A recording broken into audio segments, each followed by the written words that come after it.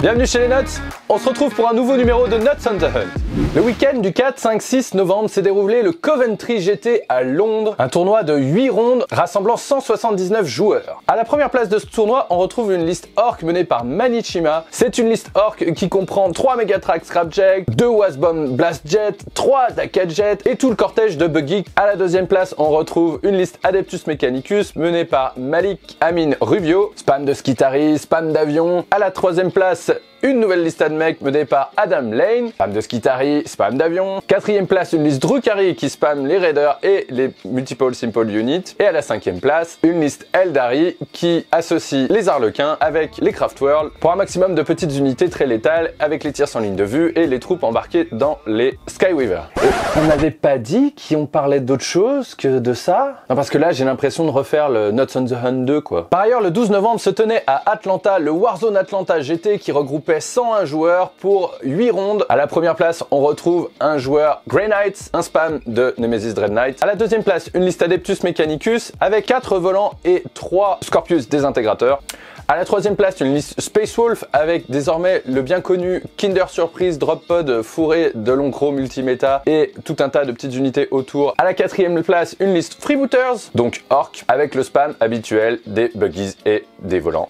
Et à la cinquième place, une liste Aeldari qui cette fois-ci fait une alliance entre les Drukhari embarqués dans des raiders avec des petites unités très létales comme les Incubes, mais aussi quelques unités pour tenir la table comme les Vrax, et associés aux Eldari pour les Dark Reapers et les Shining Spear, à savoir la mobilité et le tir Horlos. Y'a rien d'autre à raconter en ce moment sur la méta actuelle là? Ah, parce que là c'est nul hein. Attendez, arrêtez tout. Ça c'était l'état des tournois avant le 9 novembre. Depuis, vous n'avez rien vu de nouveau, vous n'avez rien senti de nouveau. Pourtant, beaucoup de choses ont changé. Vous savez probablement que Games Workshop a sorti le 9 novembre une mise à jour. Le contenu de ce document est censé venir rééquilibrer un petit peu la metagame aujourd'hui et permettre à certains codex de ressortir un petit peu des fonds de placard. Dans cette data slate notamment, on note que les Imperial Knights et les Chaos Knights ne céderont plus la priorité à droite aux figurines qui seront sur les objectifs avec eux. En d'autres termes, ça y est, enfin ils ont la possibilité de jouer les scénarios primaires, de tenir les objectifs. Les gros Knights compteront pour 10, les petits compteront pour 5 et en plus si vous n'utilisez que des détachements Imperial Knights ou Chaos Knights,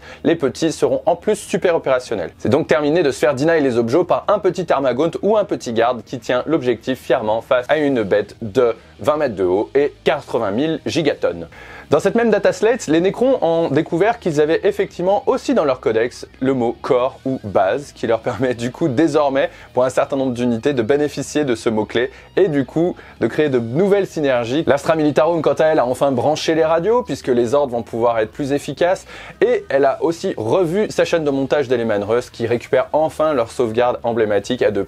Transition écologique oblige, les orques quant à eux vont devoir revoir tous leurs véhicules polluants et en ranger un certain nombre placards. Bam! Ainsi, plus de spam de volants au-delà de 2 et plus de multiplication des unités de buggy. Désormais, c'est une unité pour chaque type de buggy. Les Chaos Space Marine ont gagné un bonus pour enfin montrer de quoi ils sont capables au close combat. Bam! Enfin, suite à leur contrôle fiscal, les Adeptus Mechanicus et les Drukhari se sont vus augmenter leur coût en points sur un certain nombre de leurs unités phares. Il était temps qu'ils payent leurs taxes. Bam, bam, bam. À cette data slate s'ajoute le supplément Octarius qui vient surtout buffer les unités Léviathan du codex Tyrannide. Pour ceux qui en ont un doute, les Hive Guards sont toujours très létaux, plus que jamais d'ailleurs. Alex et moi avons tourné un rapport de bataille avant cette vidéo, vous pouvez retrouver le lien dans la description et voir comment une unité déjà s'en sort très bien pour développer une tonne de damage sur la table. Et donc depuis début novembre, entre la sortie de la data slate et effectivement le supplément Octarius, eh bien la metagame a définitivement changé. Et le premier événement sur lequel on peut se rendre compte de ça, c'est ni plus ni moins qu'un tournoi organisé par Warhammer lui-même, par Games Workshop donc, qui est le Warhammer US Open Austin, qui s'est donc déroulé à Austin le week-end dernier. Ce tournoi fait suite à 2 autres tournois d'envergure qui avaient été annoncés par Games Workshop sur le site de Warhammer Community et qui se déroulaient aussi dans le sud des États-Unis, notamment à la New Orleans, ce dernier ayant eu lieu au mois d'octobre. Il y a comme un souffle de changement aussi sur la manière dont Games Workshop gère ces tournois. La première chose qu'on note, c'est que Games Workshop, Warhammer, a accepté effectivement de passer par la plateforme Twitch pour retransmettre ces tournois. Alors pour tout vous dire, c'était déjà le cas sur le tournoi de la Nouvelle-Orléans, mais j'étais complètement passé à côté et effectivement, j'avais pas l'impression que c'était encore tout à fait développé. Là, cette fois-ci, pour le Austin GT, Games Workshop a développé un véritable dispositif pour nous faire suivre toutes les parties, pour nous faire suivre les parties les plus importantes, l'ensemble commenté par deux personnalités phares de la communauté de Warhammer 40 000, que sont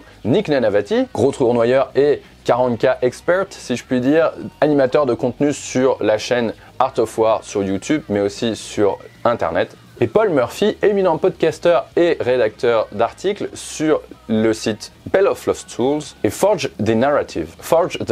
Les liens comme d'habitude dans les descriptions. C'est pas anodin quand même pour une fois que Games Workshop laisse la place à des gens qui ne sont pas de la boîte pour commenter un événement tel que celui-là. Un événement qui est le leur. Et c'est pas anodin non plus s'ils acceptent finalement de passer aussi par la plateforme Twitch, alors qu'ils disposent eux-mêmes d'un nouveau système de streaming. On aurait pu s'imaginer peut-être qu'ils arrivent à développer leur streaming sur Warhammer+.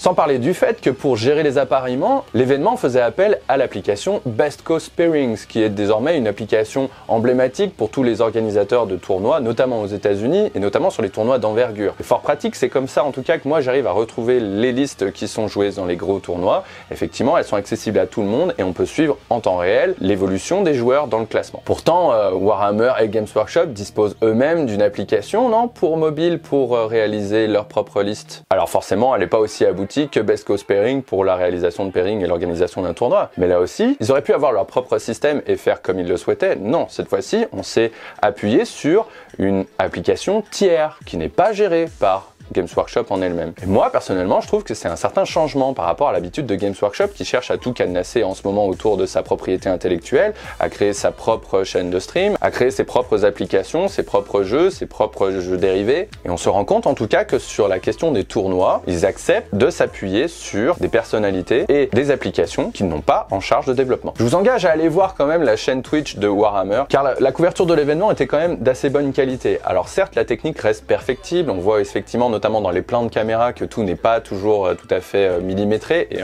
on peut bien le comprendre vu la difficulté on va dire de streamer, filmer un tournoi pendant lequel les joueurs eux vont rester très focalisés sur leur partie et technicien qui est par contre toujours autour de la table pour essayer de retrouver l'endroit le plus intéressant à montrer sur la table, les figurines, les positionnements. Il y avait néanmoins des zénithals sur la plupart des tables sur lesquelles ils streamaient et encore une fois la qualité des commentaires fournis par Nick Nanavati et Paul Murphy était vraiment au rendez-vous, c'était vraiment très pertinent et on voit effectivement la qualité de ces deux intervenants pour commenter les parties en live, ce qui est encore plus compliqué qu'une partie, j'allais dire, enregistrée à côté. Si on revient sur le jeu autour du Austin Grand Tournament Warhammer, 8 rondes, 210 joueurs. À la première place, on retrouve Richard Ziegler. C'est peut-être un nom qui vous dit quelque chose et pour cause, c'est un très gros tournoyeur, un énorme joueur, un énorme compétiteur, extrêmement talentueux. C'est notamment le gagnant des 2 derniers Las Vegas Open en format individuel. Il crée lui aussi du contenu sur Art of War et Goonhammer. Et qui de mieux pour le rencontrer en table finale, plutôt c'est-à-dire pendant la ronde sur laquelle on allait décider qui allait finir premier de ce tournoi, qui de mieux pour l'affronter pour faire une très belle affiche que Manny Chima, le joueur anglais emblématique sur lequel on a déjà beaucoup parlé, qui est un très gros tournoyeur, animateur de la chaîne Glasshammer, régulièrement premier d'un certain nombre de tournois et l'un des fondateurs de la Team England pour les tournois en équipe qu'il a rejoint à l'âge de 18 ans. La liste de Richard elle-même montre effectivement à quel point la méta a évolué. Richard Ziegler jouait ce jour-là Drukhari et vous ne retrouverez pas un seul raider dans sa liste. Exit les incubes, exit Drazar, exit les gros packs de Witches. Sa liste est principalement construite autour des unités appartenant aux coteries, c'est-à-dire les Vrax, les Talos, les Chronos, les Aemoncules et surtout le grand retour des grotesques sur une table de jeu.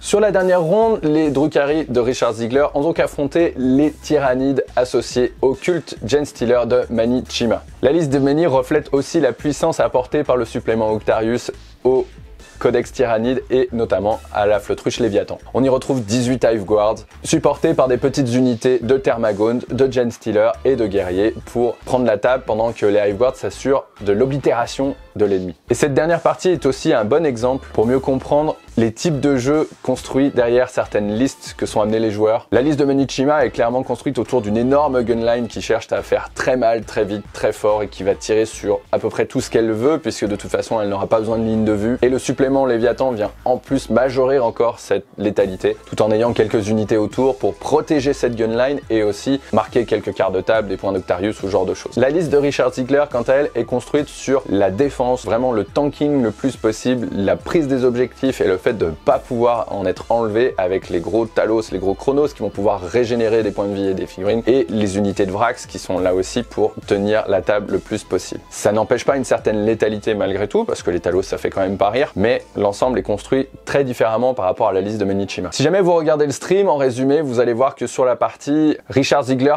décide de prendre très rapidement le milieu de table et de faire une sorte de all-in à son adversaire. Il prend le milieu de table, il prend tous les objectifs qui sont périphériques, et Manichima se trouve très rapidement coincé dans un quart de table et forcé de détruire les unités face à lui pour pouvoir ensuite reprendre la table. Malheureusement, du fait d'un certain manque de chance, si on peut dire, ou en tout cas d'une certaine résilience qui n'avait pas été prévue par Mani au niveau de Richard Ziegler et de ses unités Talos, Chronos, eh bien le tour 1 et 2 en termes de tir de Manichima ne sont pas suffisants pour repasser devant.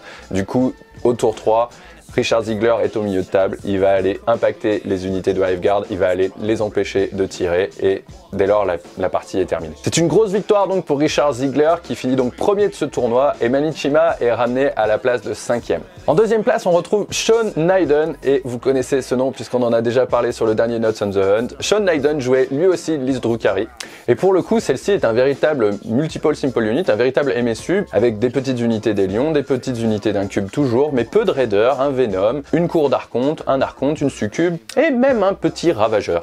À la troisième place, on retrouve une liste Grey Knight emmenée par Jack Harpster. C'est une liste construite autour du spam de Cuirassier Nemesis avec les interceptors comme on a l'habitude de le voir. À la quatrième place, on retrouve une liste Drukhari à nouveau avec 6 Talos et 6 Chronos emmenée par Anthony Vanella. Si vous avez bien suivi, donc à la cinquième place, Manichima et son tyrannide allié Occult Genestealer. Et à la sixième place, John Lennon qui lui aussi fait partie du collectif Art of War et qui a amené une liste tyrannide associée à Occult Genestealer.